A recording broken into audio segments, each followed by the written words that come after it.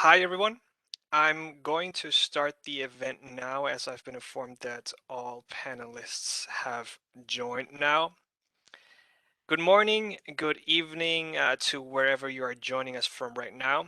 My name is Martin Schunk, and I'm from the Fair Internship Initiative. I have the pleasure to welcome you all to this year's International Interns Day, organized by the Fair Internship Initiative, short FII, in cooperation also with the Swiss Diplomatic Student Association and the European Youth Forum. I also want to draw your attention to the fact that this event is being recorded and will be put up on our social media channels. We will only show panelists and speakers on video, but just in case you do want to make an intervention from the floor at some point, be advised that this event is being recorded. Yeah, anyway. Each year, the International Interns Day marks a celebration of the work and contribution of interns across the world. For this year, we have chosen the theme Youth Empowerment Through Fair Internships. We believe that internships are a tool to empower young people to drive forward change and deliver on the 2030 Agenda for Sustainable Development, as well as the UN Secretary General's Youth 2030 strategy. However, at the same time, these internships should be fair and equally accessible to young people, regardless of their socioeconomic status, their nationality, their able-bodiedness, among others. To this end, we at FII advocate for fair and equally accessible internships across the UN system. We provide a platform for UN interns to voice their opinions on internship practices within the UN system. We engage in conversations with UN senior management and HR offices to improve the situation of interns in their respective entities. And we also advocate to member states of the UN to provide entities with a solid mandate to reform internship programs within their system that ensure that young people have access to quality internships. This also includes making sure that interns are paid. And let me be clear here, experience alone does not pay your rent. It does not pay your internet bill, your groceries. Interns do need an adequate stipend to cover the living costs. In this sense, we're asking of nothing more than to align the internship practices within the UN with the 2030 Agenda and its 17 SDGs. Today, we'll hear from a number of great speakers. Starting with Leandra Baltasar of the Swiss Diplomatic Student Association, who will also hold a few welcome remarks, after which we will hear Mr. David Bearfield, Director of the Office of Human Resources at the United Nations Development Program, who will hold his opening remarks to officially kick off International Interns Day 2021. After that, Philippa Schumark of the Fair Internship Initiative will present the preliminary results of the 2021 UN Interns Survey, which we have conducted over the summer. And I've seen the preliminary results, and I can share those are very interesting findings, so stay tuned for that. We also have two fantastic panels, one on current practices in ensuring equitable access to UN internships with officials from UNICEF, IOM, ILO, WFP, and UN Women, among others, and another panel with UN interns describing their experiences during the pandemic. Both panels will be moderated by Caitlin Kelly. And finally, we have Maria Rodriguez Alcázar from the European Youth Forum, who will close out today's event. Today's agenda is packed, so I want to hand it over without any further ado to Leandra. Leandra, you have the floor. Thank you. Can you hear me well? Can. Okay, fine. Okay. Dear panelists, dear interns, dear FII, and dear participants, the Swiss Diplomacy Student Association aims to democratize diplomacy. It allows students to obtain professional tools during their study through conferences, workshops, visits, and meetings with actors of the International Geneva. The SDSA is a Swiss association creating a direct link between the academic community and the Swiss and international diplomacy. For us, making diplomacy accessible also means giving interns the opportunity to be paid during their internship. Indeed, who can afford a long period of time without a decent salary? Very few people have this possibility, which is why internship as well as democracy are not always accessible to all. It's always a question of privilege. As you may have understood, the SDSA is proud to support the FII initiative. It is an important collaboration for our association. We truly think that it is urgent to give the same opportunities to all. Thank you for your attention. The floor is yours. Many thanks, Leandra, and we look forward to continuing our partnership throughout the next few months. So, with that said, I think we can hand it over to Mr. David Bearfield, who will provide us with his opening remarks.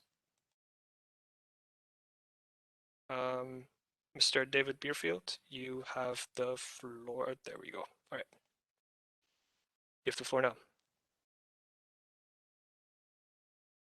I don't think we can hear you.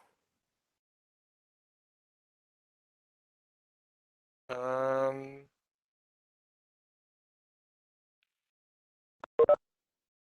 me see. Yeah. No, I think there's something wrong with your audio settings.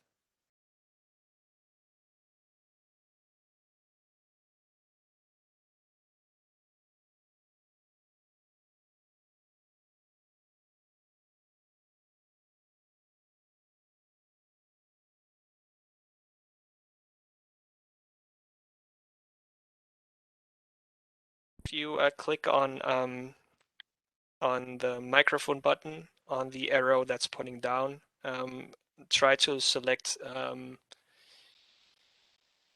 different microphone. Oh, I hear something now. Can you speak? Can you hear me? Yes, now it works. Perfect.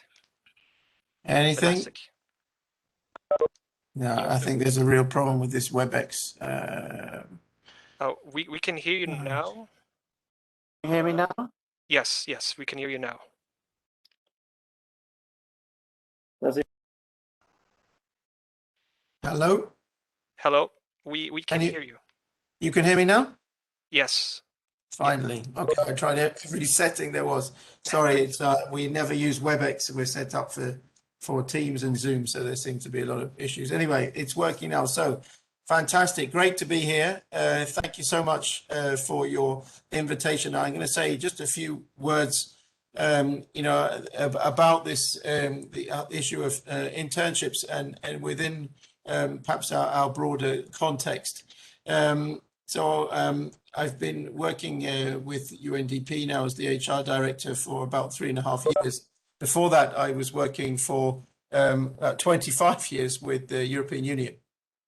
And as you might know, the European Union has a very well-established and fully paid, generously paid, I would say, system of internships that works well. So I saw a different system in operation, different parts of the UN when I joined.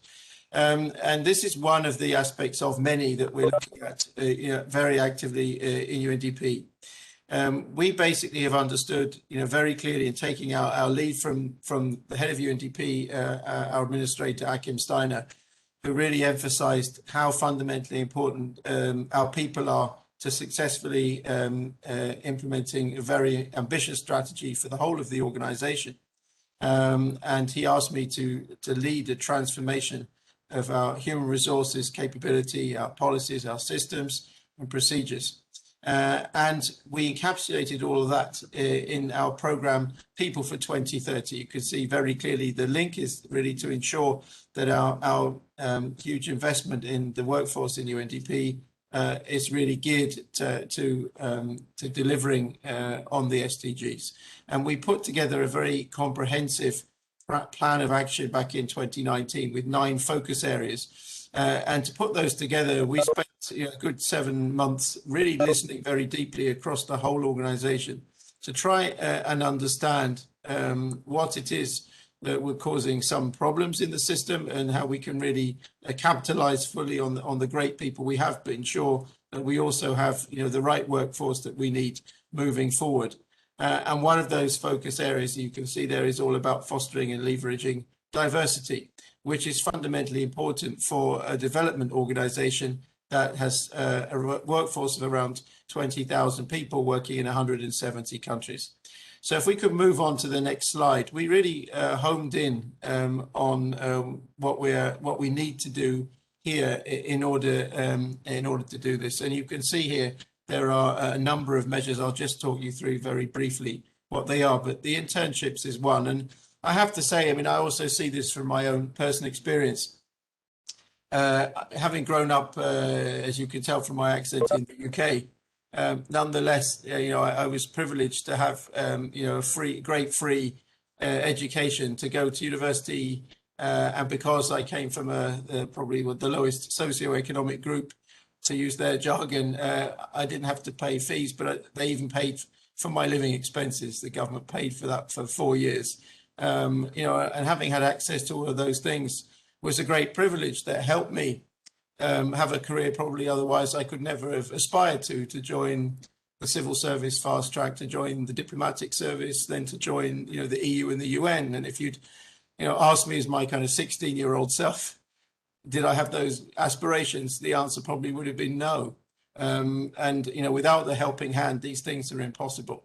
And I think it's really important that we give everyone a fair shot. And your chances of having a career should be down to your ability, not your ability to pay or the ability of your parents to pay. I believe that very passionately from my own personal experience, because believe me, I couldn't have done a week's internship without being paid, never mind 6 months. And I was really struck as well, speaking to some of our colleagues around the world, and a particular story from our resident representative in Eswatini, who told me shortly after I joined the organization that they'd recently lost their best intern because she couldn't afford the minibus fare to get to the office. And really that showed very clearly that this kind of thing shouldn't be happening in this day and age. And so I was very grateful that we got the support of the organization, in particular our administrator, Akim Steiner, that from 2020 we will be paying a stipend to all of our interns. And I think this is a huge step forward for the organization. We pay stipends based on a sliding scale that's related to the cost of living as set by the UN in different countries. And this is really giving people, a really significant opportunity. And it is important because for many young people, it's the first step on the career journey or a career ladder. And if they can't get on the first rung of the ladder, it's incrementally harder for them to get started at all. The second element that we just piloted this year, and we've just launched and we're about to hire the first people, is for a UNDP graduate program. What's really interesting about this program is that it's targeted exclusively at the countries who don't send JPOs, junior professional officers, to the organization. That's a fantastic scheme and gives great access for those who are eligible, but for the majority, they don't have access. And so this is really marketed at our program countries.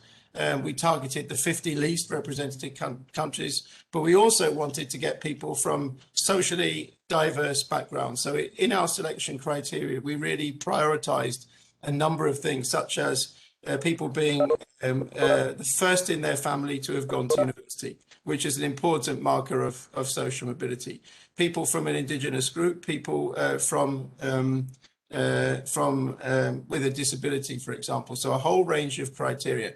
We had 38,000 people apply to that program. We were only able to take about 20 in this pilot operation, but we have 22 countries who are all amongst the least represented countries in UNDP today. A large number of people who meet some or all of those criteria that we set in terms of social mobility. And we really hope that we can scale up this program, perhaps even ambitiously roll it out to other agencies across the UN system, because I think that this, together with the payment of stipends for interns, offers a really sustainable way to greatly push the whole agenda of having more diversity in all its forms within our organization and the UN more broadly. So these are really important things. And we also have other schemes, such as our program for young professionals with a disability. We have, we're doing in partnership with UNV, and we have 20 young professionals already in place. And also we have a new fellowship policy, which allows us to have fellowships with other organizations and sponsored by the African Union. We're now on the second cohort of the Young African Women's Fellowship, where we had brought in 30 outstanding young women from Africa who came and had a really excellent career opportunity within UNDP, almost all of whom have gone on either to work with us, the UN system, or their national governments. And it's really these kinds of initiatives together, I believe, are going to shift the dial in terms of having real talented people from backgrounds who probably would have thought that this was never something they could aspire to. And I think this really is fundamental for the success of our organization, that we reflect the diversity of society that we serve around the world. And we will continue working on all of these things. As you hope can tell, I feel very passionately about those things. And I hope that we can really make a positive difference for the people that come, but also that they can in turn go and help those in their own countries as we move forward. So thank you very much for inviting me today. Really hope that you continue to make progress on this very important agenda for all of us. Thank you so much. Many thanks, Mr. Bearfield. Thank you so much for sharing that presentation, that information, and for also sharing your personal experience as a young professional starting your career. I think it's always important to remember that there are real people behind these positions, and also for highlighting how HR policy can drive forward change and improve diversity. I think that is at the core of what we're trying to achieve with our advocacy. And yeah, thank you so much. Thank you. With that, thank you.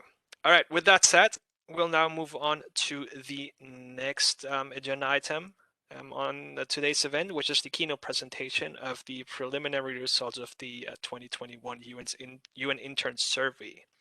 To that end, I'm asking for Philippa Schumark to start presenting. There we go. And I'll put her on the stage, and then we can. Philippa, you have the floor now.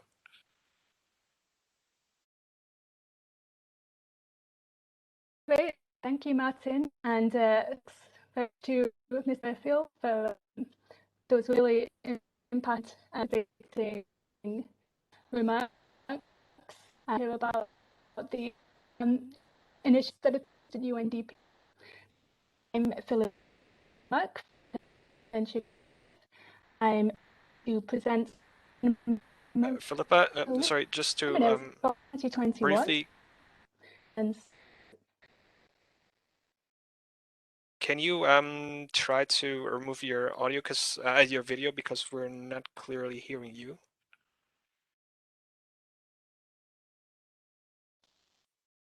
Okay.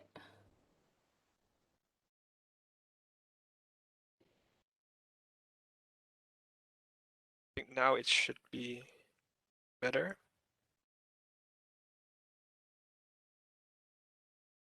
Okay, I don't think I managed to remove my video, but I'll try to speak more clearly, and hopefully you can at least see what you need to see. So I'm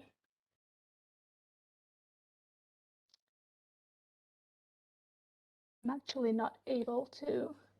There we go. So yes, the Fair Internship Initiative has been conducting surveys of interns in the UN system since 2015, and the findings of these surveys help us in better understanding the challenges that interns face and to ensure an evidence base for our work in supporting UN agencies in improving the quality, accessibility, and fairness of their internship programs. So this year's survey was launched in July 2021, and it was open to current interns as well as former interns who had completed their internship no earlier than January 2020. We received over 400 responses from interns at 67 different UN agencies, with hosting offices located in 56 different countries. We asked respondents whether they received a stipend for their internships, and if so, how much. And based on the amount they received, we then classified respondents as paid, underpaid, or unpaid interns.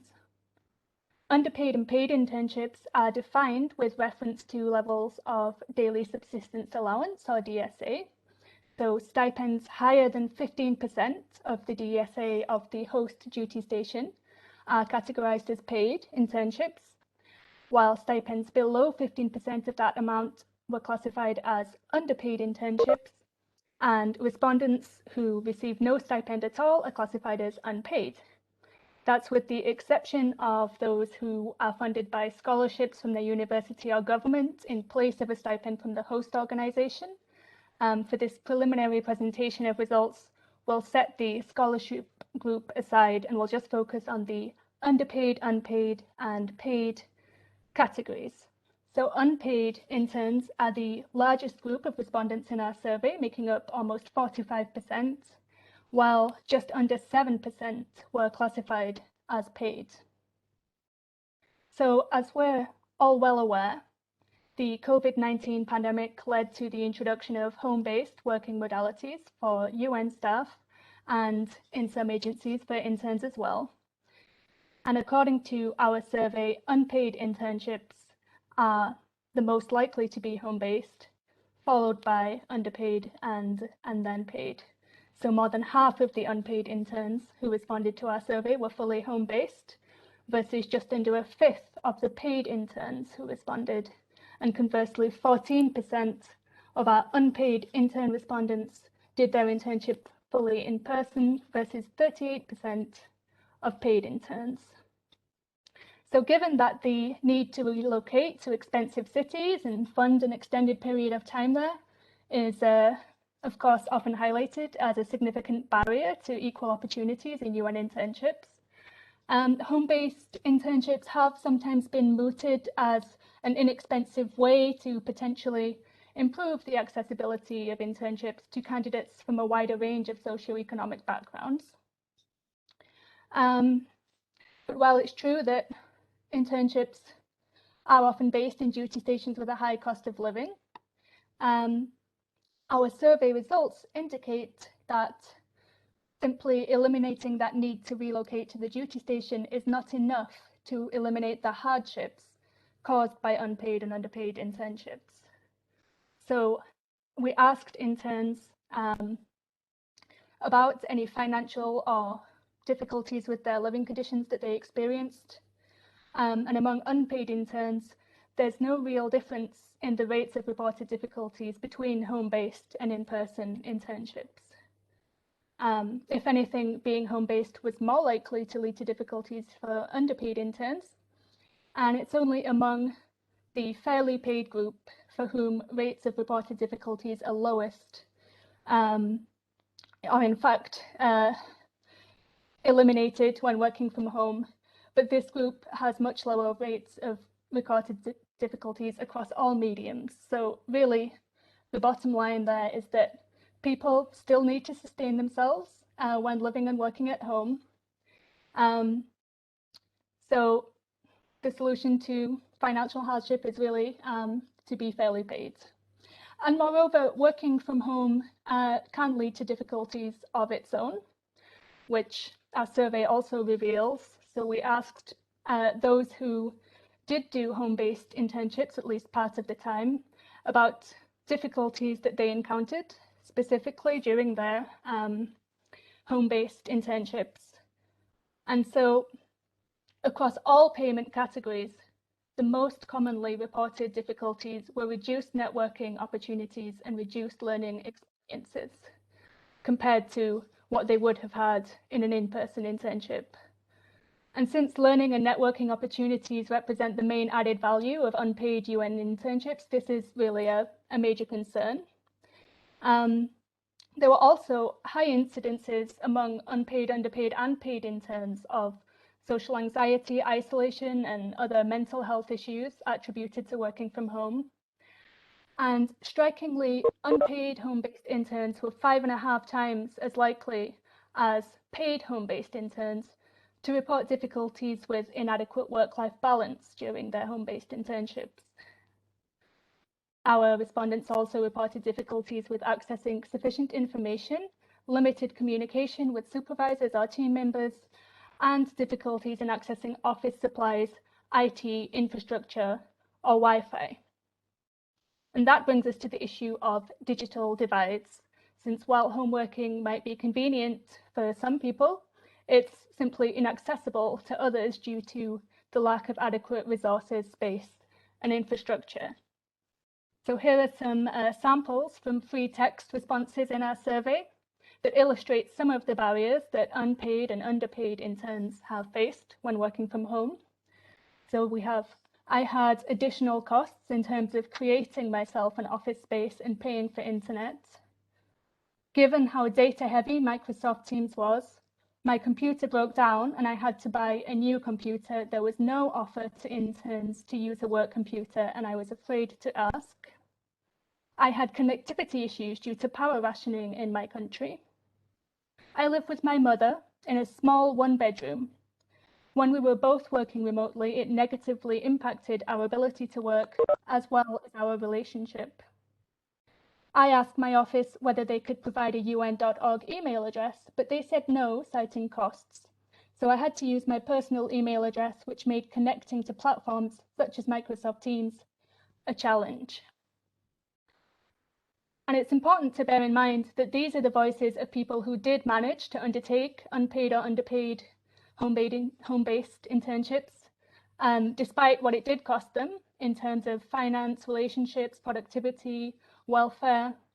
But what we don't have access to at all are the voices of those who were completely precluded from being able to take up an internship as a result of these kinds of barriers. So what can be done to mitigate these barriers and make home-based internships more accessible to all? Well, we asked about support that UN agencies might provide to interns during this requirement to work from home during the pandemic. We asked about contributions to health insurance, relief funding for having to relocate or extend their stay due to the pandemic. We asked about allowances to cover the extra IT costs of working from home, provision of laptops and office equipment to use at home. And what we see from the results is that those organizations which already paid their interns were much more likely to provide additional supports during the pandemic. So our survey paints quite a clear picture that offering home-based opportunities is not sufficient to overcome socioeconomic barriers to UN internships. And instead, the solution is to provide financial and practical support. But what about geographical barriers? With the elimination of the need to relocate and all of the visa issues that entails, could that enhance diversity among interns in terms of geographic origin? Well, this chart shows the percentage of survey respondents in each category who are nationals of countries in the Global South. And we see 41% of respondents who were unpaid and fully home-based are nationals of countries in the Global South versus 42% of respondents who were unpaid and fully in person. For underpaid, we have 56% who were underpaid and home-based that come from the Global South versus 68% who did their internships in person. And finally, in the paid group, 83% of interns who were home-based are from the Global South versus 82% who did their internships fully in person. So in this chart, we really see no evidence that home-based internships improve geographical diversity among interns, but we do see greater percentages of interns from the Global South overall among underpaid interns than among unpaid interns, and then greater percentages again among paid interns. And then we've also done this using other measures of geographical diversity which show a similar pattern. So it does seem once again that offering home-based opportunities is not sufficient to improve geographical diversity among UN interns. And again, offering financial compensation appears to be a much more effective strategy. And then just briefly moving beyond the issue of home-based versus in-person internships, our survey includes many questions about the quality of internship programs and the standards in place. And the results show a very clear trend in that the more organizations pay their interns, the more they also tend to invest in quality frameworks to ensure a positive and productive internship experience. So according to our survey, unpaid interns are less likely to be selected through a full formal application process. They're less likely to be informed of the final decision within a month of the last stage of the selection process. They're also less likely to be given at least a month between being informed of their selection and starting their internship to make preparations and apply for visas and so on. They're then less likely to be provided with visa and immigration support when it's relevant by the hosting organization. Unpaid interns were also less likely to receive a clear and sufficient induction or orientation package on arrival. They're less likely to have their terms of reference clearly communicated to them, less likely to be given explicit information on their right to sick leave or leave days in their internship agreement, less likely to have specific learning objectives in their terms of reference, or to be aware of guidelines for their supervisors. Unpaid interns were also less likely to have access to training and learning opportunities, to a corporate computer and email account. They're less likely to say they feel very well supported by their supervisors, less likely to have access to support mechanisms in the event of abuse, harassment, or conflict situations during their internships. And unpaid interns were also less likely to end up performing work that actually corresponded to the vacancy posting. So we applaud the many UN agencies which have reformed their internship policies in recent years and started providing stipends to their interns. But we urge all UN agencies to continue developing their policy frameworks to ensure the fairness and accessibility and quality of the internships that they offer. So as food for thought, I will close with this comment that one intern included in their response to our survey. It seems crazy that the organization that developed the Sustainable Development Goals is unable to provide equal opportunities to young workers. I'm lucky enough to have a wealthy enough family to support me financially. But what about all of the brilliant minds out there that do not and could bring so much more to the UN? Thank you for your time and attention. The floor is yours. Thanks, Philippa. I think that survey really highlights the dichotomy between paid and unpaid internships, and also underpaid internships are something that needs to be addressed. But really, the stark contrast between paid internships and unpaid internships is something that needs to be addressed within the UN system. And this is what we're trying to do. This is what also I want to highlight that the Youth 2030 Task Force, which is an interagency task force of HR officers within the UN system, is trying to address. But yeah, more needs to be done, and this report highlights that or emphasizes that specifically. The report will be made available later this year on our website, which is fairinternshipinitiative.wordpress.com. Also, at this point, I want to urge you to like us on Facebook, on LinkedIn, on Instagram, so that you're aware of when the report will be finally released. With that said, I will now move over to the panel discussion, to the first one, which is on current practices that ensure equitable access to UN internships. This will be moderated by Caitlin Kelly, and I will hand it over to her to introduce the panelists. Over to you, Caitlin.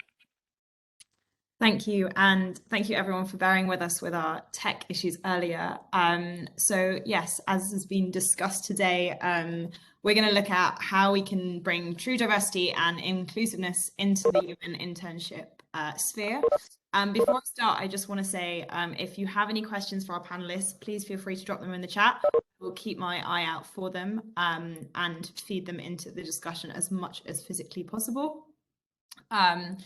So obviously reform processes in this area have been pretty continuous, and the work of the Fair Internship Initiative has been very instrumental in that. but COVID-19 has obviously been a catalyst for this conversation, and sadly it's not going away as much as we want it to.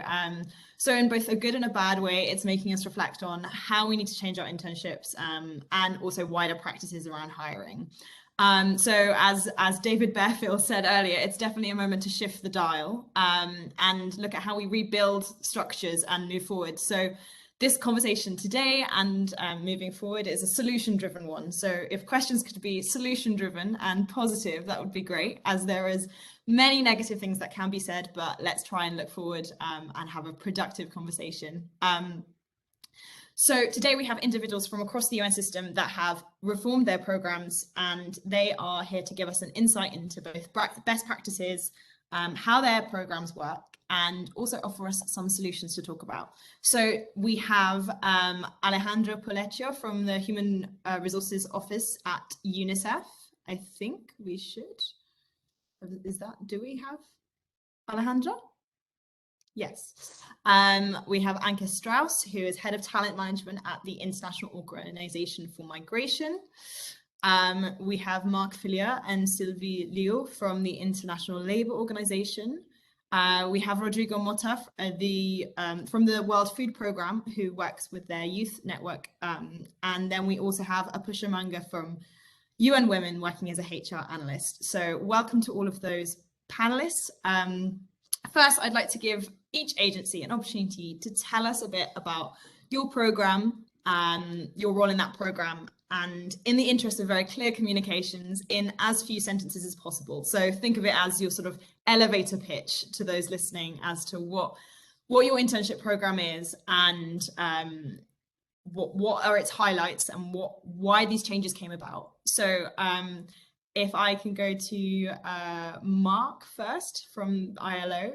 Sorry, Mark, you were the first one on my screen. So if you don't mind unmuting and letting us know about your program. Yeah, thank you, Kelly. And good morning, good afternoon to all. Great opportunity, of course, to exchange on a very important topic that is close to the heart of the ILO, as you can imagine. Okay, I try to be as short as possible. Indeed, there will be so many things and so many good things, I would say, to say about the ILO internship program. But first of all, maybe I pay tribute to my colleague Sylvie Laius that you have introduced, Kelly.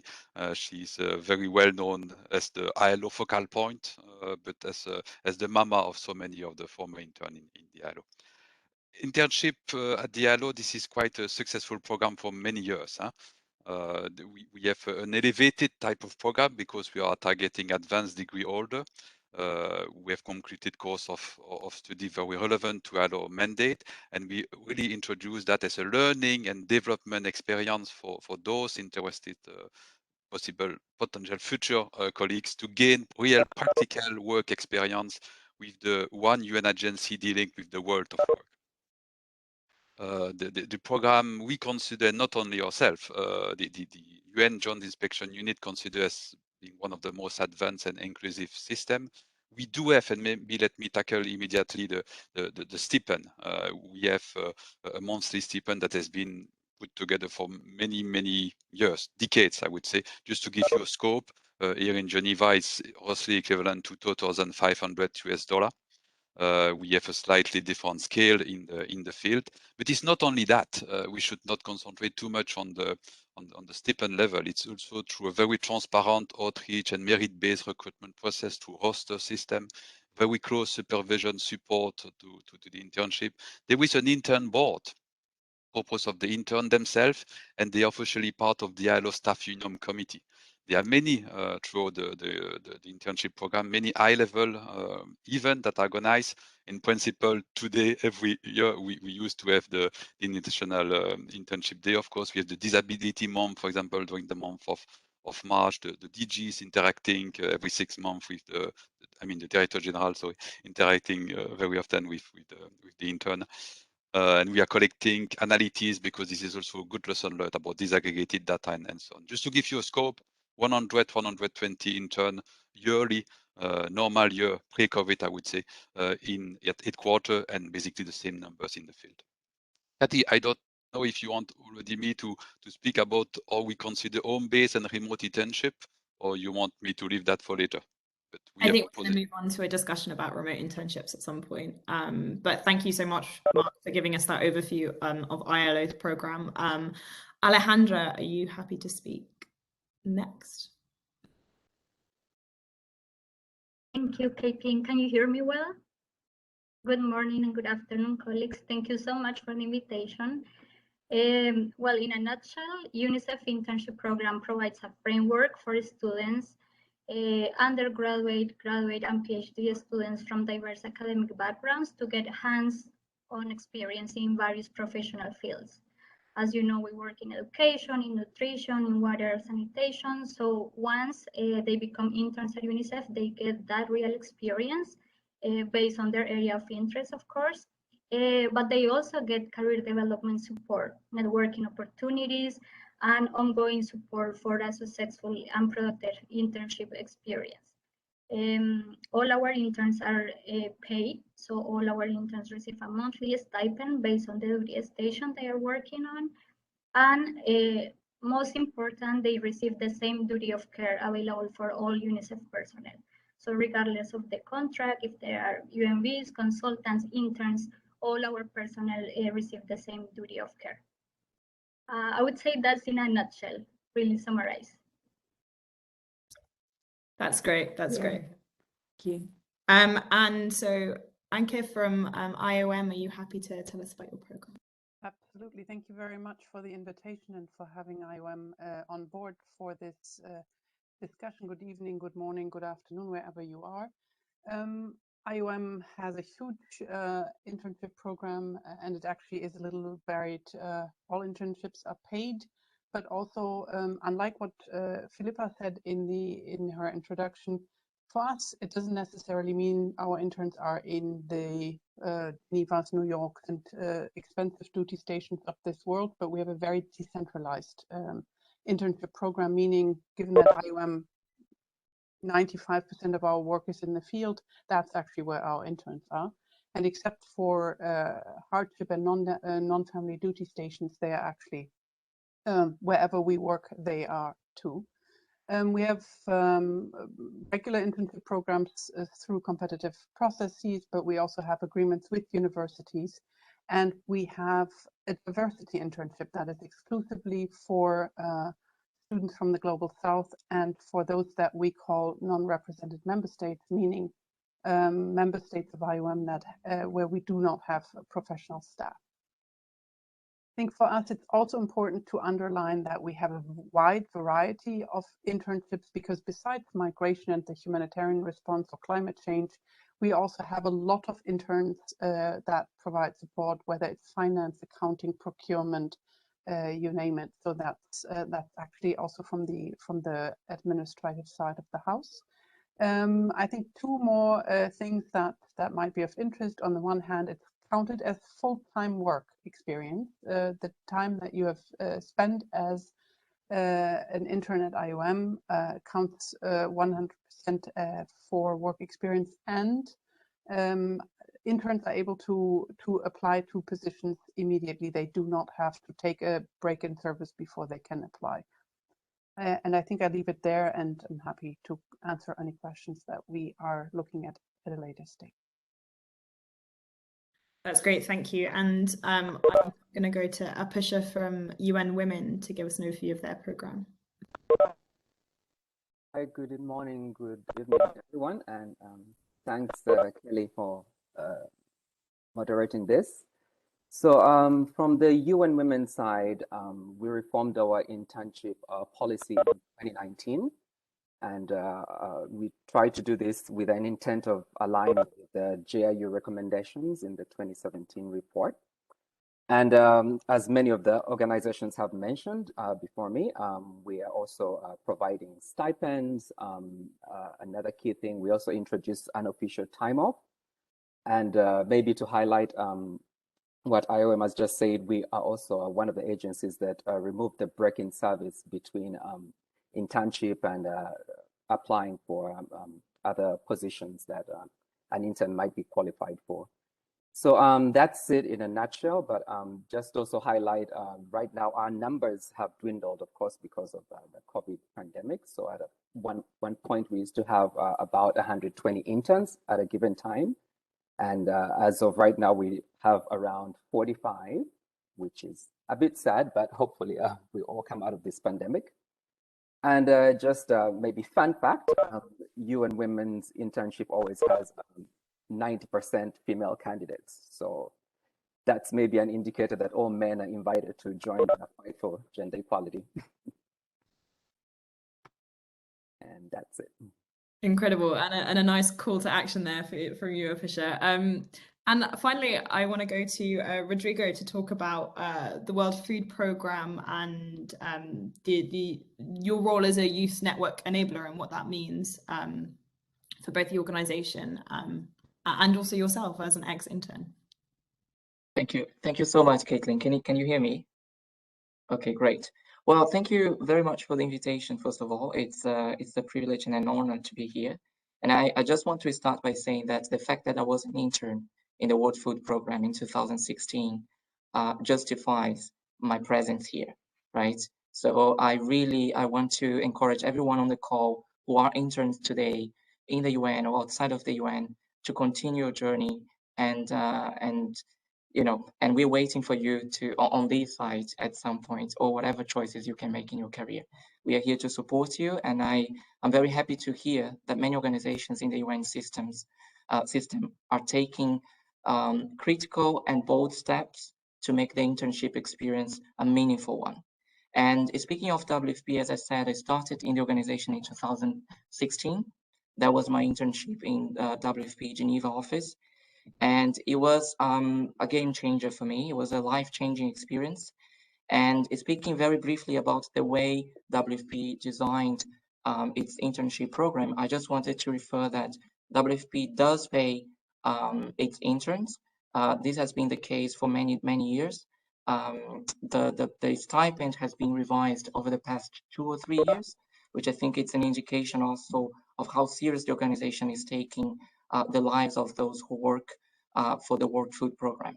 At the moment, actively, as of September 2021, we have about 157 interns globally. As my colleague from UN Women said, unfortunately, we wish we could have more people, but COVID has definitely impacted in the numbers of interns in the system and many other organizations. About 70% of our interns are or identify themselves as women, which I think it's a great also indication of our gender parity activities. And the other thing that I wanted to say, the average length of assignment for internships in WFP is about 6 to 6.5 months, which is also a good time if you consider there are internship programs that are designed for a very short period of time. I'm not here criticizing them, but I'm just saying that the more time you spend with the organization, the more chances you have to have meaningful experiences, interaction with your colleagues, and understand also what kind of contributions you can make once you join the other side, as I like to say. Just to finalize on the youth network, as I said, I'm here representing this global network that we founded in 2019, a group of young professionals at WFP. Today, we have about 800 young people working for the World Food Programme and members of the youth network. This still does not represent the total young or youth workforce in WFP, but we've been, over the past years, actively engaging with senior management and trying to advocate for youth rights, for a more youth-sensitive approach within and outside of WFP. I asked Kathleen and colleagues from the Fair Internship Initiative to present me or to introduce me as the youth network enabler for a reason. But also I wanted to say that my other hat in the organization, I'm currently working as the special assistant to the Assistant Executive Director on Workplace Culture. And the reason why I'm referring to this is because I do believe that interns should be seen as a critical factor for the successful culture in any organization. If organizations are serious about their interns, that means they are serious about their culture. because interns bring a lot of experience despite their age, despite their academic background, despite of their years of experience. Interns also bring a lot of contributions to reaffirm the values of any organization. So I just want to stop here. Sorry if I took too long. Yeah, that's a great Thank note you. to start on. Interns bring a lot more than they initially present on paper, as I'm sure all of us will agree. So thank you for those comments. I think the kind of topic I want to move on to now is looking at the sort of biggest challenges to these programs since the COVID-19 pandemic. I mean, we heard earlier that, you know, UNDP's program, 38,000 applicants for 20 places, that the competitiveness, the kind of uncertainty, the job market, things moving forward, you know, it is not the best time for under 30s starting their career. So I suppose my question is to the panel, what has been the biggest challenge to your program since COVID-19? And how has it made you sort of rethink? Has it made you restructure in a way? I know UN Women, I mean, you must have only started your program a couple of months before the pandemic hit. So what are these kind of long-term impacts? And I'm going to go to Mark first, because I know that ILO have suspended or momentarily put their program on pause. So I'd like to hear more about what that looks like and your future plans, but also your kind of thoughts as the ILO as to what the pandemic has done to change the nature of the internship. Yeah, thanks. And thanks, Caitlin. Sorry for mixing your name and your family names. Yes, maybe two things. When COVID hit us, all of us by surprise, I would say. Of course, we put in place an exceptional extension of the internship beyond the normal 6 months. We provided medical insurance to the interns still in situation, and then we provided fly back home for those interns who were stuck at the duty station. But then, yes, Caitlin, as you mentioned, the ILO took a rather bold approach about suspending our internship program after all those interns have left us. We are aiming at reopening progressively our internship program from early next year.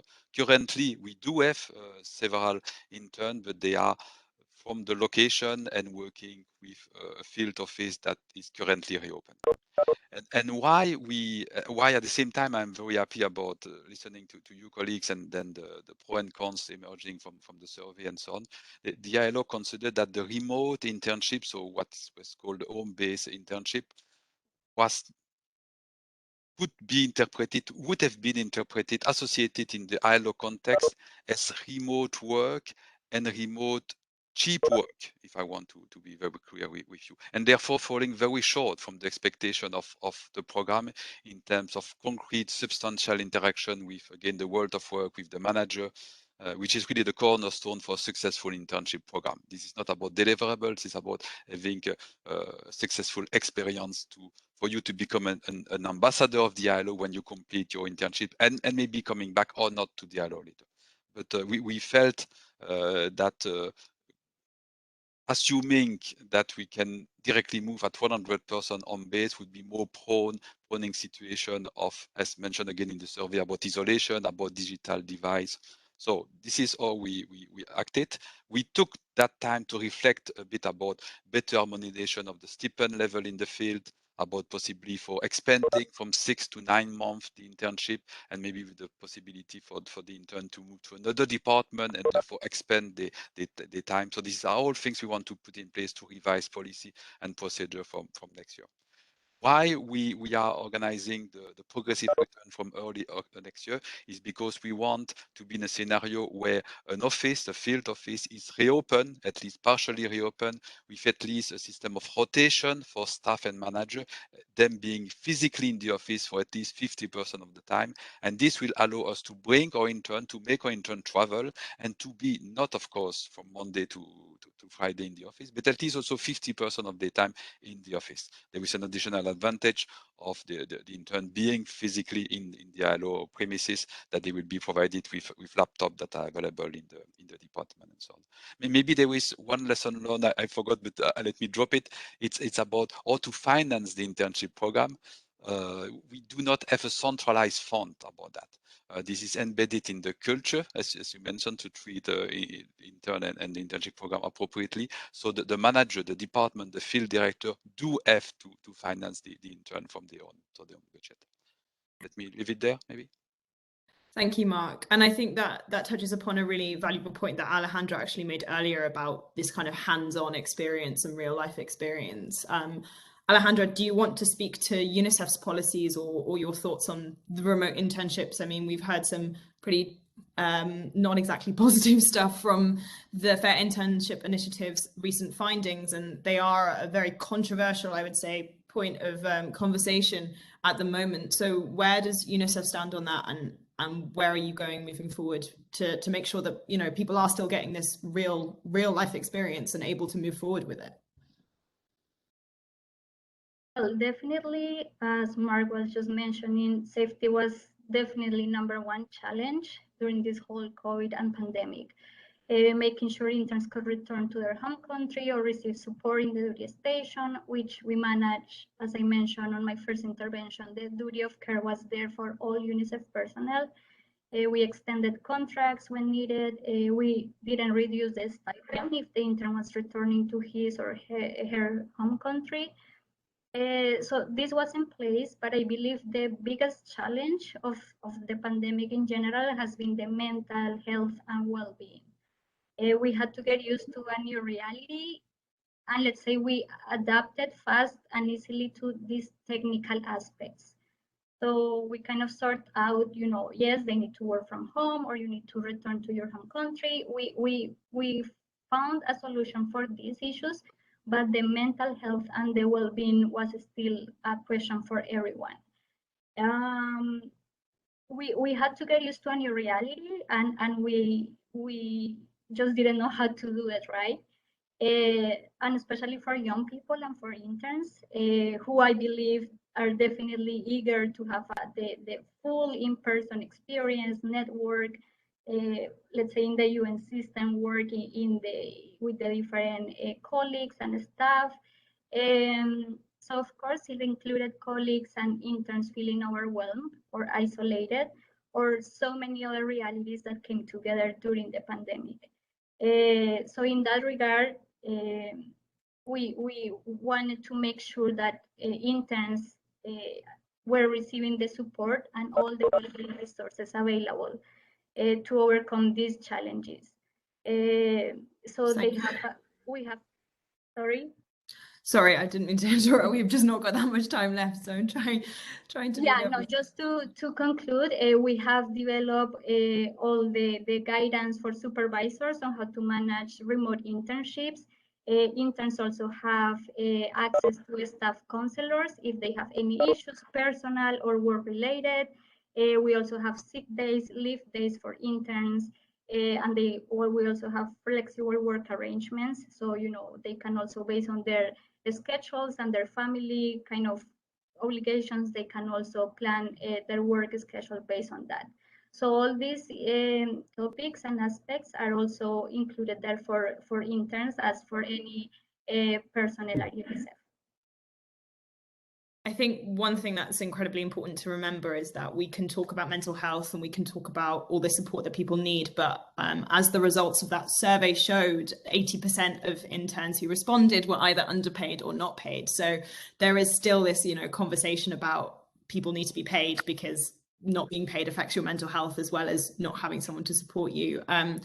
I just wanted to turn to Apusha on this idea of pay and where it's going, because UN Women quite recently reformed their program, and so what are your thoughts on pay and where it's going, and how you found, you know, the internship to have changed now that you're paying your interns? You know, it's a very simple question. Yeah, no, thanks, Caitlin.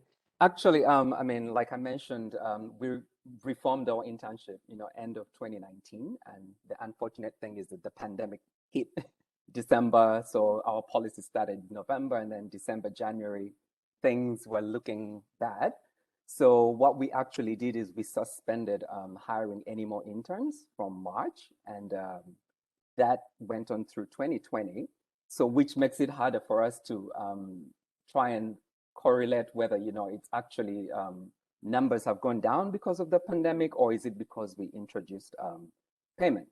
I just want to also touch on a point that Mark talked about. So in terms of our funding for internships, it doesn't come from a central budget. It comes from the actual offices. So, that was one of the things that we thought about when we launched the new policy, that, could it be that, some offices might have less funding, so they won't be able to, fund enough internships.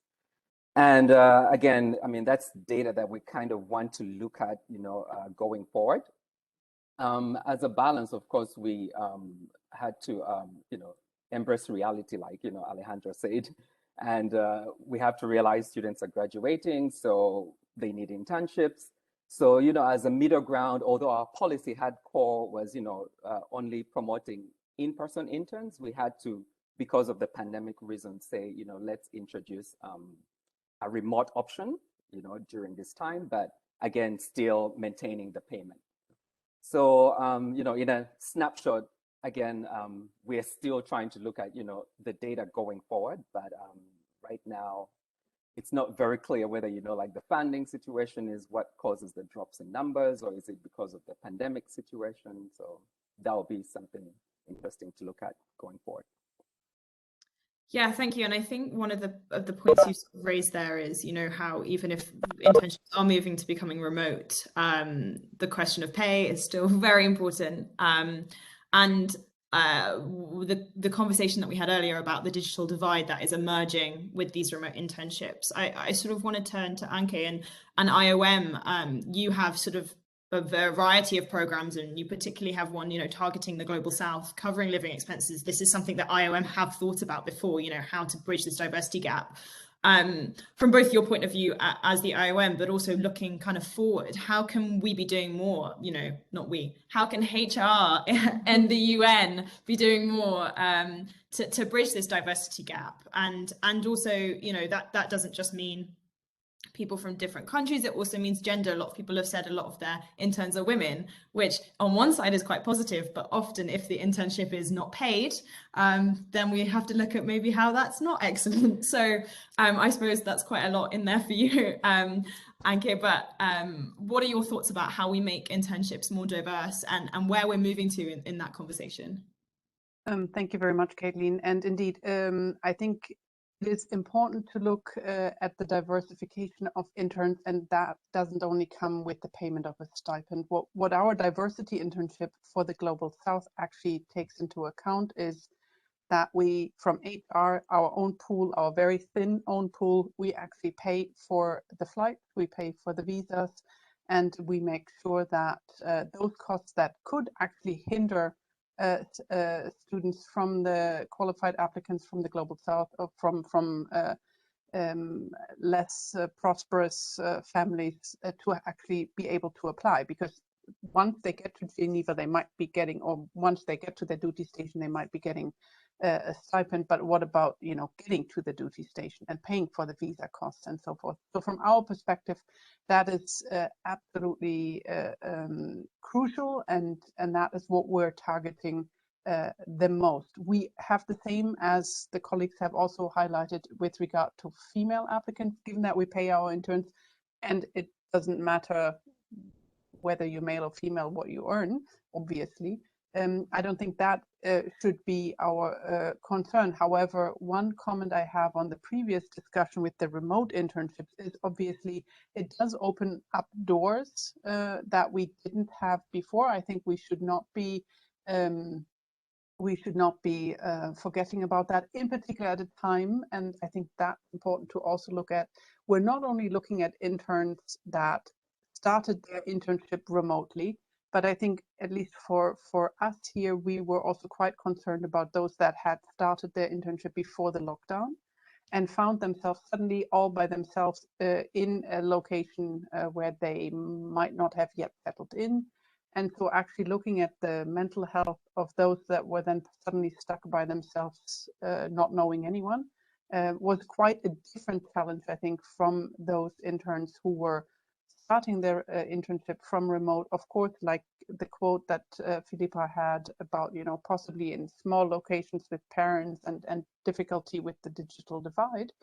However, I think that we need to be a little bit more fine-tuned in our analysis to not be saying a remote intern is the same as another remote intern, because some started, were stuck here, were lost here, needed to get back home, had completely different challenges than the other ones, I think.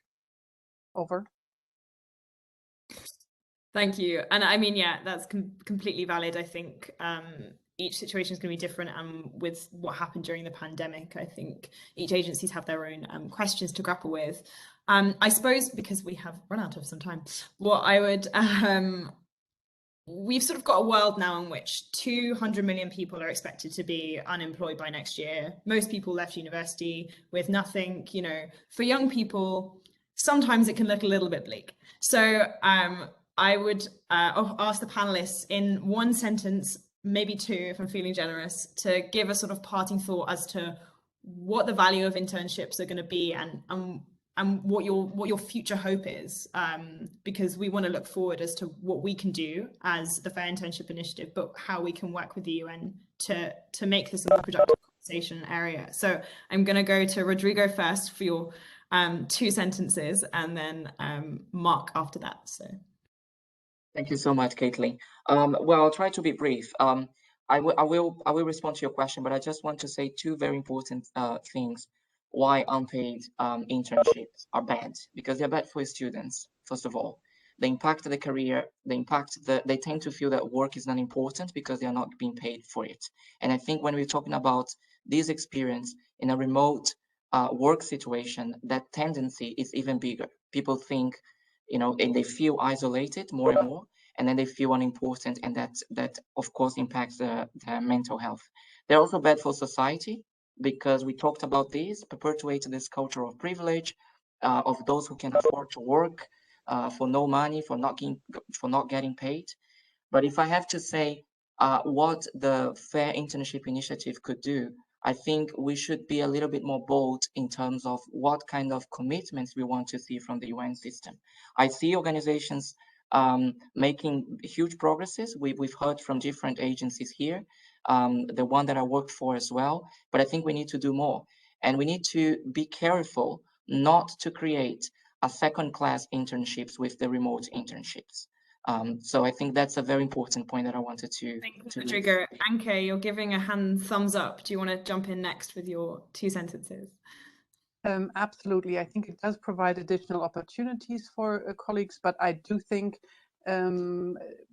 my hope for interns is really more to the contrary. I see a lot of opportunities. IOM is growing at 10% per year. We need interns, and we're happy to have such a pool of qualified people who are interested in the topics that are close to our heart.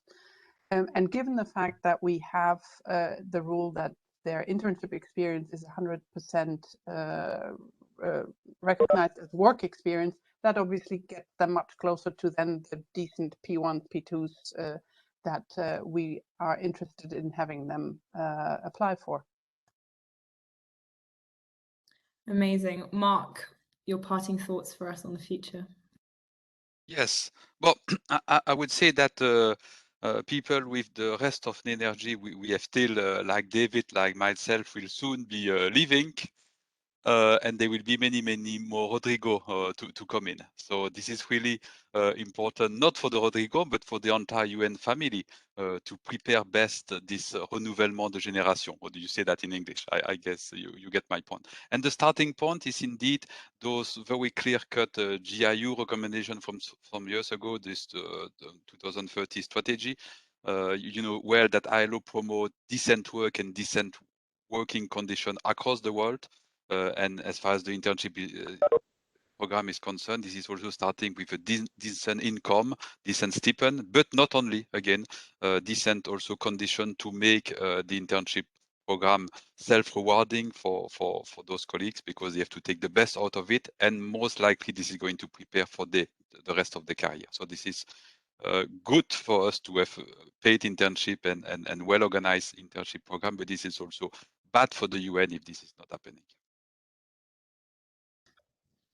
On that note, Apusha, as the most recently reformed, your parting thoughts. Yeah, no, so I mean, we all recognize the value internships bring to the organization, to the candidate themselves. I mean, I mentioned myself, I was an intern about 12 years ago, so with the UN, and over the last 12 years, I've seen, you know, small bits, things changing, and they've been changing towards a positive direction. So I'm optimistic that, you know, going forward, things are going to be much better, and yeah, that's my thought. Yeah, building forward after the pandemic, or all those other slogans that various people have decided to use. Alejandra, to close off, what do you think that you want to leave this event, the people at this event with? I agree with all that my colleagues have said already. There should be a strong framework that places internships as a key talent initiative for all organizations, including fair payment, fair working conditions. We need policies, we need procedures, we need processes to make sure there is a strong framework that you know, supports interns and an internship program across the UN. And we also need data.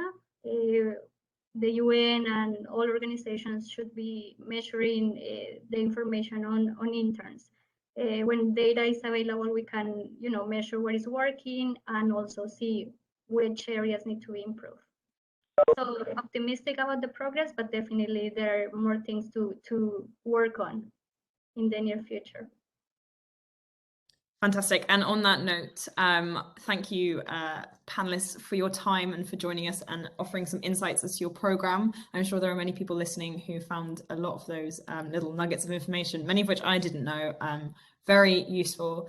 And so now I think we will be moving on to our next panel of interns, so the other side of the coin, so to speak. But thank you very much to the panelists for their time today. And now a different screen of people. Here we go. The magic of technology. People don't even have to change seats or anything. A whole new plate of people in front of me. Fantastic. Sorry, we are running a bit over, so if I start speaking really quickly, do let me know. So today we have, who do we have? Oh, I can see who we have. Okay, so we have Jacob, Juan, Samantha, Chloe, and we should have Tiffany as well. Fantastic. Who are a panel of interns and ex-interns who are gonna give us the story from the ground, so to speak. I'm going to let them introduce themselves. So panelists, if you don't mind, I'm going to call upon you one-on-one to give a very brief, now we're talking like one sentence, my name is, and where you're interning and how long you've been interning or where you were interning. And if you could describe your internship in one word. So who am I going to put on the spot first? Juan, there we go. So sorry. Hello, everyone. Can you hear me properly? Yeah, we can hear you very well. Good. Well, my name is Juan. I'm from Colombia. I'm currently studying international law at the Graduate Institute. And I did an internship in the peacekeeping operations department until July, from February to July. I'd say it was challenging and very rewarding. It was 2 words, but I'll let you have them both. No, well, sorry. Chloe. Hi, my name is Chloe. I'm interning at the United Nations Road Safety Fund out here in Geneva. I'm sorry if you're hearing my teams. My team is still texting on there. Sorry. Non-stop interning. Non-stop. Unfortunately. But yeah, one word to describe my internship, hands-on, I think. Yeah. Samantha. Hi, my name is Samantha. I'm currently interning at UNHCR in Copenhagen. I started in July 2021, so I've been here approximately like 3 and a bit months. And I would describe my internship as eye-opening. Jacob? Hi, everyone. I'm Jacob. I'm interning at the United Nations Development Coordination Office, which is a sub-organization of the UN Secretariat. And if I would describe my internship in one word, it would be fun. So yeah. Positive, excellent. Tiffany. Hi, I'm Tiffany. I interned during this year for 6 months at the UNECE, in particular at the at the Convention to Transboundary Effective Industrial Accidents. And I would say it was a great growing experience. Fantastic. So we've had some positive words there. Definitely a sense of strife, some challenges growing, as many of us will know, having done internships, that there's a lot of way to go. So my first question is, we heard a lot today about the digital divide and remote internships, which we'll get onto, but I think the base level is we want to sort of dive into how much you were paid, how you supported yourself, and what your internship looks like in terms of a stipend. We've heard from 6 people who work in HR, so I would encourage you to draw upon any of their comments, and if there's been anything that sparked something in you that they've said.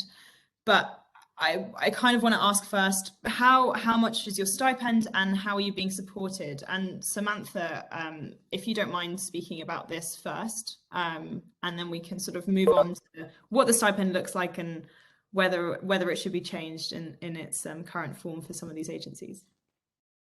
Yeah, of course. So as I mentioned, I'm based in Copenhagen.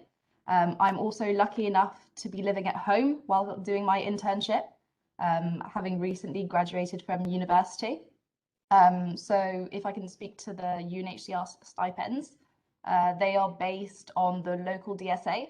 So so 10% of the local DSA capped at $1,000. So Copenhagen would technically, 10% of the local DSA would technically exceed the $1,000. So capped $1,000 for UNHCR. But I know that in other agencies in the building, the stipends are slightly different. And Jakob, so do you want to tell us a bit about your internship and your situation? Because I think it's a little bit similar to Samantha. No, I'm not getting paid anything. It's quite upsetting. So yeah, I don't get any money. I could apply to scholarships in Germany, but obviously that's very competitive and it's not certain that you get them. I don't have any scholarships. I'm living at home and I don't get paid anything. So yeah, that's my story. And Chloe, and also panelists, feel free to put your hands up if you want to jump in on things that people are saying. I'm not going to turn to you at every move. So Chloe, what's your situation? And yeah, thoughts on the stipend issue? Yeah, I'm not getting anything either, unfortunately, in terms of pay or stipend. As for financing, I'm very grateful to have the help of my parents, and I've also worked throughout my entire undergrad, and so I've been saving for this for a while. But it would be very I'd be very appreciative if I got something at least for housing or housing to buy food or stuff like that. But unfortunately, I think because I fall under UNECE, they don't pay anything at all. Okay, and Juan, I believe this is similar to your situation as well, isn't it? Do you want to speak to your... Yes, of course. In my case, it was unpaid either for 5 months. Luckily, I do have a scholarship here where I'm studying at my university. So let's say I did it more like for the experience itself. Sadly, that's the way I got paid, which is very rewarding. But of course, getting paid is something that should be implemented across all United Nations and not only in specific agencies. I really appreciate it a lot and like the ILO system where the interns are also part of the stuff. That was very, very interesting from my side. Yeah, there's a couple of points I want to pick up on there. Tiffany, I just want to come to you before we sort of dive into this kind of conversation a bit more on your situation. Same here. It was unpaid for the 6 months, and it does feel a little long after a certain point to be doing so much work without being paid. Yeah, I think that's the most valuable point that you've all picked up on. Sadly, co-op don't take experience at the checkout, so it is difficult sometimes to justify the unpaidness of the experience. And as you know, the Fair Internship Initiative definitely have policies around this. So if we're looking at the fact that you weren't paid for most of you, or Samantha, you know, there's measures. A lot of you've had to mitigate circumstances, cut corners, work different hours. How do you feel as an intern with an experience where you've got different levels of value, essentially, i.e. you were working a whole day, sometimes different hours, and what's the remuneration, so to speak? Is there still value in an unpaid, not an unpaid internship necessarily, we know there's no value in that essentially, but how do you feel as an intern if you've not been paid? And Juan, I want to come to you on this one, because you also were not only not paid, but you were also working crazy hours because you were studying the same time and you were doing your internship on a different time zone. So if you want to speak to some of the challenges that you faced, that would be great. Sure. So I think the first thing that I want to say is that it has always been my dream to work for the Department of Peace Operations. And somehow, let's say that I didn't feel completely fulfilled when I was working there. It took me a couple months to realize, wow, I'm actually working now here. But sadly, as an intern, so let's say like my team, they were amazing, and I created a very good bond with them. But yeah, I felt as an intern, which I don't know, at the moment it felt itself as part of the staff, although all of them, they did a great job trying to include me in them, and I really appreciate all their work. And as Kathleen said, I was working also, I was studying also full time and in a different time zone. So it was quite challenging, and yeah. And Jakob, you've been working remotely as well, but have had some positive experience. Do you want to share them with the group, and we can move on to that part of the conversation? I think for me, the experience of a remote internship has been quite positive because it allows me to be really flexible with kind of my working hours. And my team is really informal and nice, and they just say, Jakob, just make sure that you get this done on Friday. We don't care what you do. You can go skateboarding, you can go skiing, whatever. And then I'm based in Munich, so I can go to the Alps a lot and be in nature, which is really nice. But yeah, it would be amazing if it would be paid. And I think it's really upsetting that other people who don't have the means wouldn't be able to do my internship, and I have an advantage over them because I have the internship on my CV. I can apply to future United Nations jobs, and some of my friends, even, they wouldn't be able to afford it because they have to earn money to pay rent. So yeah. Yeah, exactly. I think that diversity question is something that we're all grappling with. Samantha, I know that you're doing your internship in a building with lots of other people, and there's definitely the kind of opposite experience to what Jakob has. He obviously has a social life outside of the team space, but do you want to tell us about the value that you've found in your internship for that reason?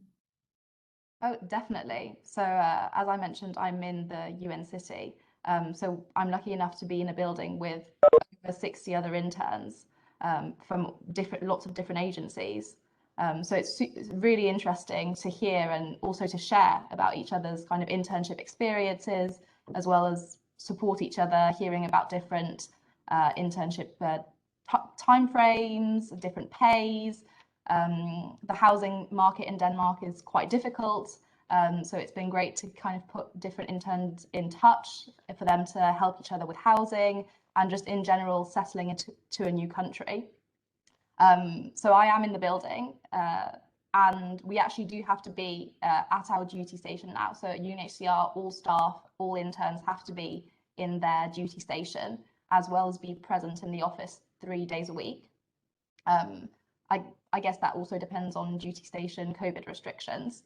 But for me, and I'm really grateful that I've been able to actually conduct my internship in person for the whole time.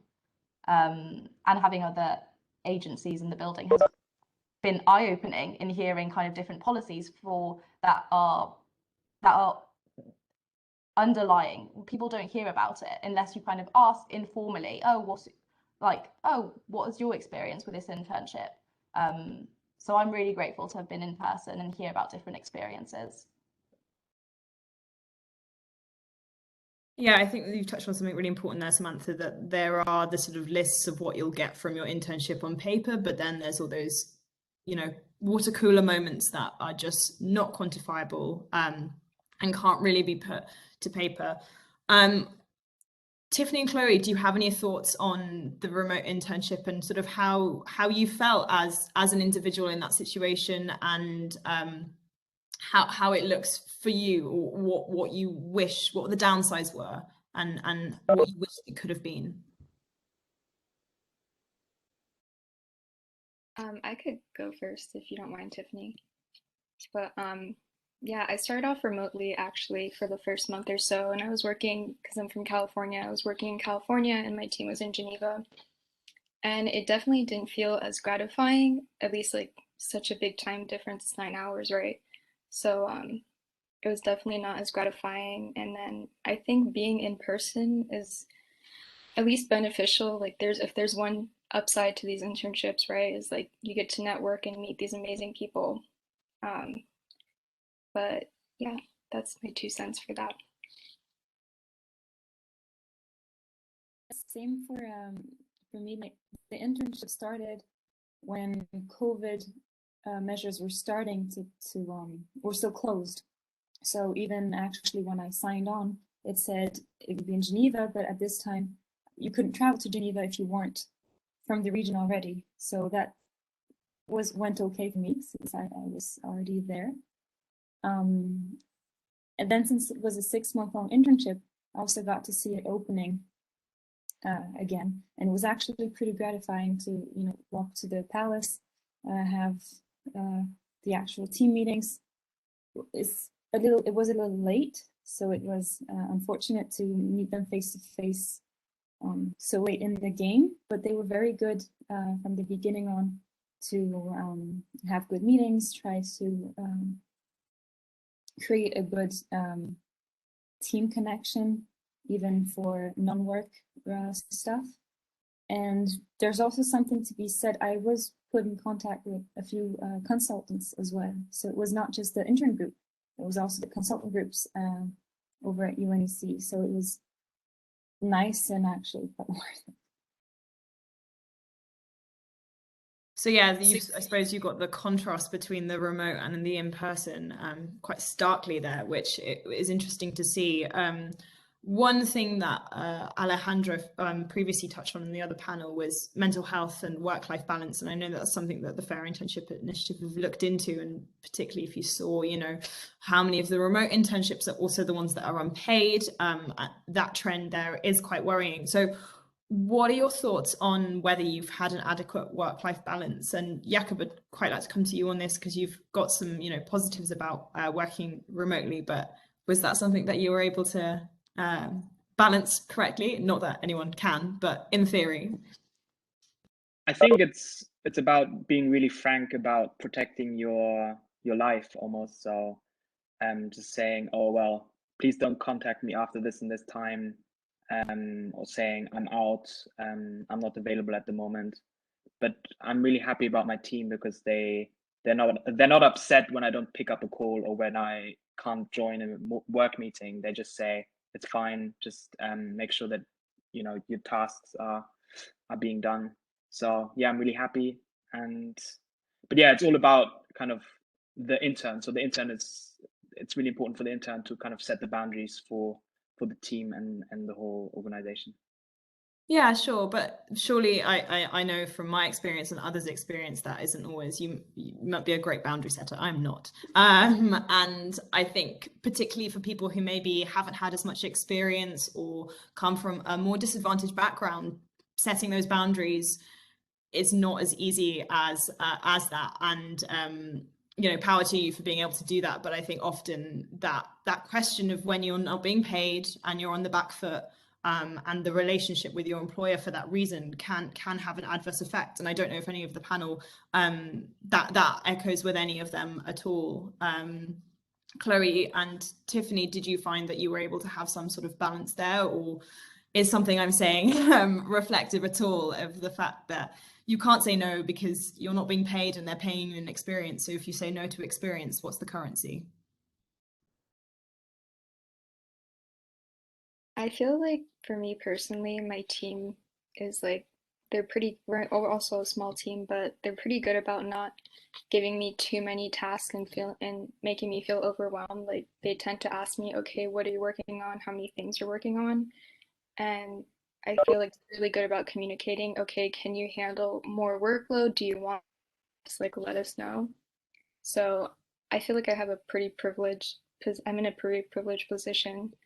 But I do realize, like, I know a lot of people, they'll work from 9 a.m. to like 6:30 p.m. and like take a 30-minute lunch break and just like keep on working. And I definitely think that's not a good way to conduct your internship. And I think people should try setting boundaries more. I don't know. I know it's easier said than done, like you said. No, completely. And I think you've picked up on a good point about privilege as well. You know, quite a lot of us, even on this panel, are white and Western. And I think that's something to acknowledge, that also, you know, people have been able to live at home, and that's not always the privilege that others have. And Samantha, as the paid intern on this panel, do you have any thoughts on that? I guess same as Chloe, I do feel quite lucky, and Jakob as well, that I'm in a really great team. I mean, I'm in a 2-person team, and my supervisor is really great with understanding that I'm an intern, that we're relatively young, and that there's more to an internship than just the work experience. So, and I also am in a wider, greater team who are quite sociable and make that effort. And my supervisor will often be like, okay, now go home, like go, like it's 6 p.m, like go home, you can do that tomorrow. So I do feel quite lucky in that instance that he's made a proactive effort to set the boundaries from the get-go and let me or make sure that I know what the boundaries of the internship are, that he's like, for example, I study Spanish in the building, and he knows that I need time in the week to study Spanish, so he kind of bears that in mind. He wants me to have time to do all the different things in the building, like if we had the Prime Minister last week for or the week before for pre-COP26, and he really like urges me to go to all of these events happening in the building. So I think, again, it does make a difference what team you're in. Yeah, and I think, you know, wiser to that question, it makes a difference as to what agency you end up with, what you know, the moment of your internship. I think most people on this call will know that every single internship has been different. So I suppose what we're sort of saying here echoes what the HR panel was saying about better framework and better policies, because this inconsistency is something that, I mean, even we see here. Tiffany, I suppose a question to you about having started remotely and you know, things moving forward. You're no longer an intern. What did you feel like your internship prepared you? What are your thoughts about kind of the future? You know, what are we using internships for? And was your internship useful, or did it serve its purpose, is my question. And do you think that we should reform them, I suppose? Well, in my case, it worked out really nicely, and they gave me a fantastic letter of recommendation, and I'm still in regular contact with them, and I intend to for the years to come. So definitely for that.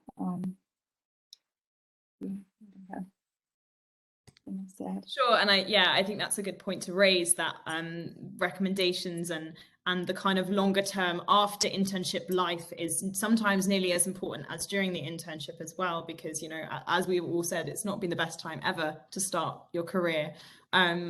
Jakob, I'll come to you for a parting thought about the value of internships and sort of any changes that from your time you would want to see moving forward. I think it's about just maximizing political pressure and making sure that interns are paid. I think we just have to get it done in the next year. Otherwise, I mean, it's just been continuing for too long, and it's just like, the same thing over and over again. And the UN staff, I think they're really supportive on our cause, but for the UN Secretariat, it's actually about member states acknowledging the work of interns. So yeah, I'm really excited for the next months and the work of the FII to, you know, strike action, all those things. It's going to be exciting. Love that. Let's capitalize on that energy from Jakob. Samantha, anything you want to leave us with from your experience? I'm coming also from a slightly different angle, that I get paid as an intern. So I wanted to come to the angle that most of the the comments I hear about paid internships is that we should be grateful for already getting our modest stipend. So I'm lucky that I'm able to live at home, but most other interns in UNHCR and other agencies, the stipend covers their rent. That's it. That's all it covers. And I don't think we should be made grateful just to acknowledge that we get our modest stipend. Obviously, I know that other interns on this panel weren't getting paid, but we shouldn't just be grateful that we're getting something. It's not enough to live, to be honest. And that's our part on that. No, I completely agree with you. And I think, you know, as we move into a world where nearly every intern now has what, 3, 5 masters, like 25 years experience, you know, there is a degree to which we can be grateful for having been part of the UN system, but that isn't enough to hold over interns' heads, I don't think. And I think being valued as team members, which is stuff, you know, that the HR panel were focusing on about how the interns are really important. And it's just putting that intention into action. So Chloe, your parting thought for us. I would just agree with what Jakob said. Like, I'm looking forward to see the political pressure put on member states on behalf of FII. And especially, I think after COVID, we've all seen like the world needs a lot of change, you know, and hopefully interns will finally be compensated for their work, especially at the UN Secretariat level. Completely. Well, thank you all for joining today and for offering your insights about your internships. I'm seeing comments in the chat about people feeling the same way, and I'm sure there's a lot of shared sentiments, but let's carry on this conversation and see what we can move forward with. And that's all from me, I think. Fantastic. Many thanks, Caitlin. We have one last thing on our agenda, which are the closing remarks. And to that end, I will invite Maria Rodriguez Alcazar. Is Maria still on? Yeah, I'm here. Oh. Can you hear me well? Yes, we can. Perfect. Over to you, Maria. Great, thank you a lot, Martin. I'm still reflecting on the great remarks that we had from the interns in the previous panel. So yeah, thank you a lot for organizing this. And well, just introducing myself, I'm Maria Rodriguez Alcázar. I'm board member at the European Youth Forum. In there, I work for the social and economic inclusion of young people. And for those of you that may not know, the European Youth Forum is the platform representing young people in Europe, and we are composed by more than 100 youth organizations in the continent. So I'm really happy to be here today with you, and I want to thank on behalf of the European Youth Forum to the Fair Internships Initiative for organizing this important event to mark the International Interns Day, and for inviting us to participate. Actually, the work that you conduct in Fair Internships Initiative is enormously inspiring for us and for the world in general, for showing what interns can do when they work and when they come together to advocate for better quality conditions. So thank you also for this, and congratulations on your work. Actually, your regular UN internships report has been crucial for contributing our shared understanding on what a quality internship should look like, and also for driving forward real improvements in policies, in internship policies across the different agencies of the United Nations. Actually, the data that were presented by Filipa are definitely of our interest, and we are looking forward to reading the whole report and the whole 2021 edition of the report, and pay particular attention on what it says about the internships during the pandemic period and the challenges that it brought. Actually, from a wider perspective, we know already that the pandemic has certainly brought huge challenges for young people across the world. In Europe only, youth unemployment has rose 3 times faster than for the rest of the population. And many young people told us in a report we also conducted that they have put their career dreams completely on hold in this period. So these data are actually devastating, and reading the testimonies of young people are also devastating. Just like in the previous crisis in 2008, the spotlight now has turned to the issue of youth unemployment and how we can ensure better outcomes for young people on the labor market, and also this smooth transition from school to work. And that's actually quite good. I mean, young people, we are in the spotlight, and unfortunately not because of good reasons. But again, this question of quality internships is a central one to this debate. We know that in Europe, about the half of all young people have completed at least one internship, according to a survey made by the European Commission. And internships are widely seen as an entry route to many careers. But at the same moment, we see that internships have become notorious for being a practice that is too often used to exploit young people, with many interns working unpaid, with no learning opportunities, and with no prospect about a job after we finish our internships.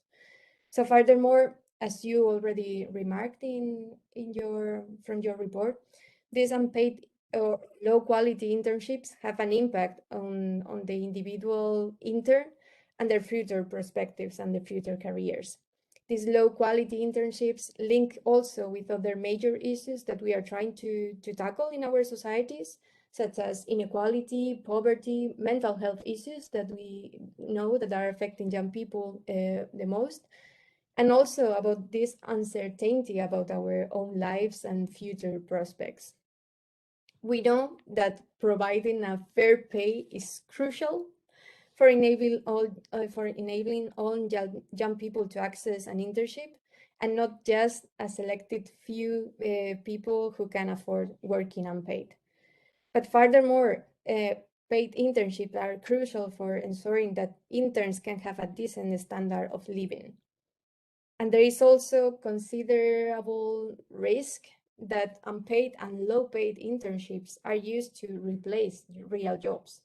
So that instead of representing a bridge to a job, actually internships can replace the very job that the interns are hoping to have. So yeah, this whole system makes no sense, and that's what we really need to change. On behalf of the European Youth Forum, we will soon be launching a report that is mapping and ranking also the internship policies across a number of European countries to uncover which are the best and the worst practices regarding the internships policies. I want to thank particularly Jenny from Fair Internships Initiative because she has been working with us, researching in this project, and she has helped us collecting the feedback and also investigating the national level policies. And in fact, our mapping report shows that there is a wide diversity on how internships are regulated by governments all across the continent in Europe. And some countries have a specific regulation that set out clear rights for interns, whereas in other countries there are gray areas, let's call it like that, open to abuse and exploitation of young people. As Kathleen before tell us, let's encourage also the good practice, and let's highlight the good examples or the positive examples. Just to bring one that is the one that is ranked the highest in our report is France. And what we can see in France is that the law sets out that internships should be only for current students, and that's not happening in many countries. So internship must be only for current students, and the regulation must guarantee protections for those interns as the right for remuneration, but also a full access to social protection, such as paid sick leave or holiday leave or lunch vouchers or even more other benefits. Also, in France, we can see that the learning component of an internship is also highly regulated throughout the requirement of a detailed learning plan, but also having a mentor to guide the intern and having evaluations on the progress of the intern. Furthermore, there are also some measures to avoid or to prevent from abuses, and they have, for example, regulated the number of interns per employer that they can have. So it's quite restricted in this way. And also there is a mandatory break that the employers have to have before recruiting new interns. So that can also prevent this replacement of internships from taking jobs.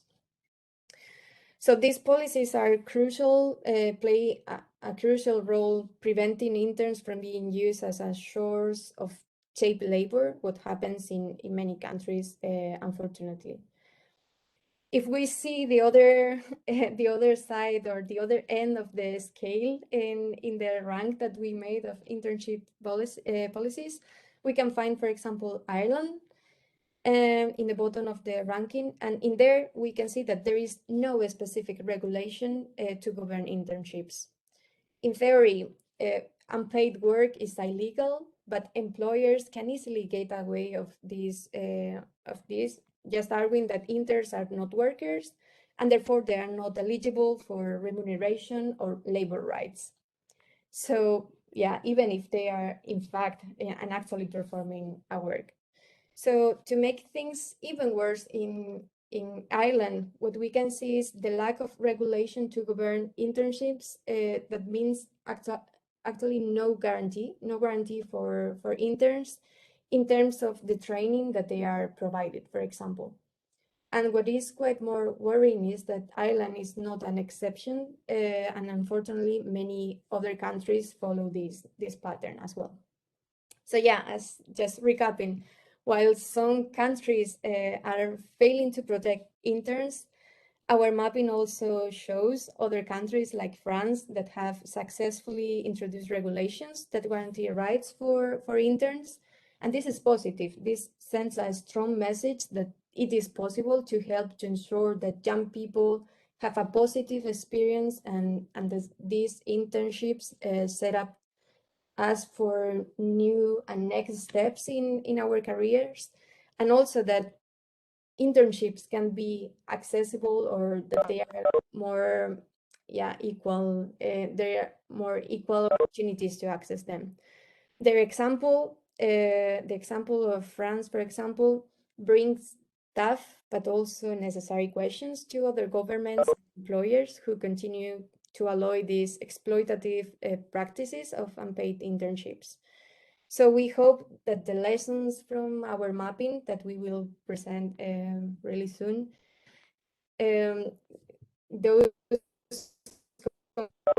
contributions from the best practices can be used by institutions to implement quality internships policies, also serving to governments to have a good example on how to implement this, and for sure for guaranteeing that young people and interns have good experiences when they join the United Nations or whichever organization or whichever company that they are doing an internship in. So yeah, I hope that this report that we are making can also allow a more diverse set of young people accessing these internships. So just concluding, we are really looking forward to continue our work with Fair Internships Initiative, and yeah, we will for sure keep on working on this joint goal to advocate for interns' rights. We will be focusing on leading this conversation and this debate on quality internships in the European level so that we can stop finally unpaid and low quality internships and make a real difference in young people's experiences just at the very beginning of our careers. So I hope that for the next International Interns Day, we can celebrate actually a stronger policy protecting interns all around the world. Thank you. Fantastic. Thank you so much, Maria. for pointing out that there's also a discrepancy within the Western countries, specifically within Europe, and also for highlighting that this is not just a UN issue, but it's also a global issue. Unpaid internships, that is. We've heard a lot today. We've heard the presentation, or we've seen a presentation on the preliminary results on the UN Interns Survey. We've heard from Mr. David Bearfield from UNDP. We've heard from HR officers within the UN system on about good practices within on internships.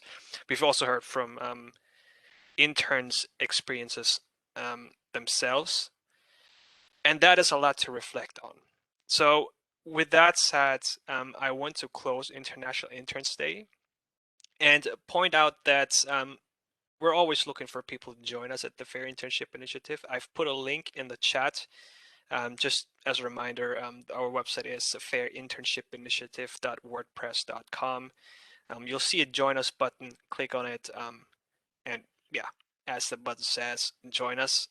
We are working to end unpaid internships. We're going to advocate to member states within the United Nations General Assembly Fifth Committee to make sure that unpaid internships are being ended in the Secretariat. That's, to use militaristic terms, our last battleground, or one of the biggest battlegrounds for the upcoming months. And yeah, thank you so much for joining us, and have a great morning, day, evening, night. Hopefully see you all soon.